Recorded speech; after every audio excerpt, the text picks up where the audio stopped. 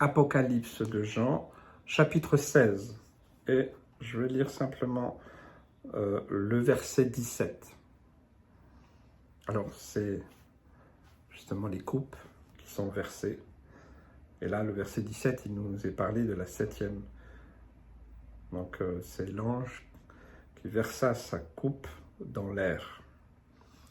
Et il s'est passé un phénomène particulier, c'est qu'il sortit du temple, du trône, une voix forte qui disait « C'en est fait ». Chers amis, vous qui m'écoutez, peut-être que vous êtes sceptiques, peut-être que vous vous dites tout ça c'est peut-être que de la théorie ou alors une imagination débordante de certains ou carrément des mensonges. Mais ce que j'aimerais attirer votre attention, c'est sur « c'en est fait ». C'est terminé. Ça me rappelle une parole que Jésus a prononcée à la croix. Tout est accompli. Et je vois une similitude aussi avec « c'en est fait ». C'est bon, c'est terminé.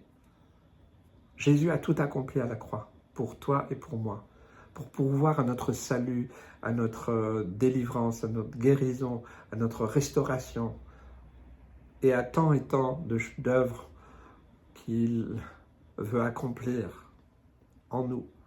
Il a pourvu, il a tout accompli, c'est déjà accompli. Et donc, ça c'était la mission que Dieu avait donnée à Jésus, et il l'a pleinement accompli.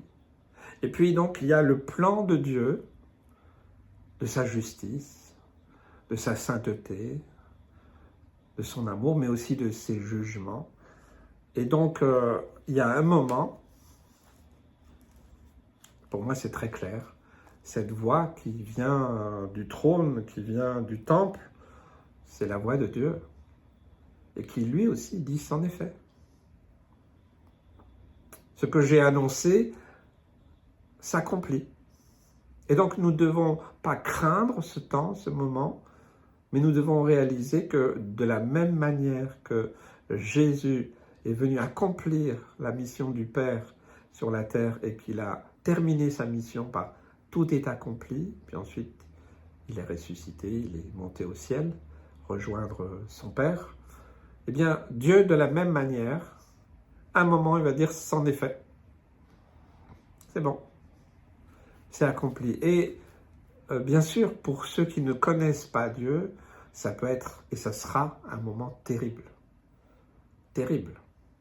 Parce que, pour l'instant, la porte du ciel est ouverte. La porte du salut est ouverte. Le tout est accompli de Jésus est disponible pour te sauver, pour te délivrer. Il est temps pour toi de mettre ta vie en ordre, de mettre ta vie en règle. Et n'attends pas ce jour-là. Ce jour-là, ça sera trop tard. J'aimerais vraiment interpeller ceux et celles peut-être qui vivent religieusement ou peut-être qui n'ont pas pris de décision encore. Jésus frappe à la porte de ton cœur et te dit « j'ai tout accompli pour toi ». N'attends pas un hypothétique changement. Ce que Dieu a dit, ce qu'il a écrit dans sa parole va s'accomplir, que ça vous plaise ou pas, que ça vous irrite ou pas. Et il n'est pas question de vous faire peur, mais de vous placer devant vos responsabilités d'être humain sur la terre. Vous avez été créé par amour. Dieu est amour. Et il veut que tous les hommes soient sauvés. Et il veut que tu sois sauvé. Il ne veut pas que tu attendes finalement le couperet final de l'accomplissement de la justice, des jugements de Dieu. Donc, pour moi, c'est un message pour interpeller. Tout est accompli, c'en est fait. C'est comme ça que je le ressens et que l'Esprit de Dieu me pousse à vous interpeller aussi de cette manière, avec amour, avec grâce, sans jugement, sans condamnation. Mais c'est le moment. Un jour, il sera trop tard. Soit vous vivrez ces choses, parce qu'on ne sait pas, voilà, les événements se précipitent.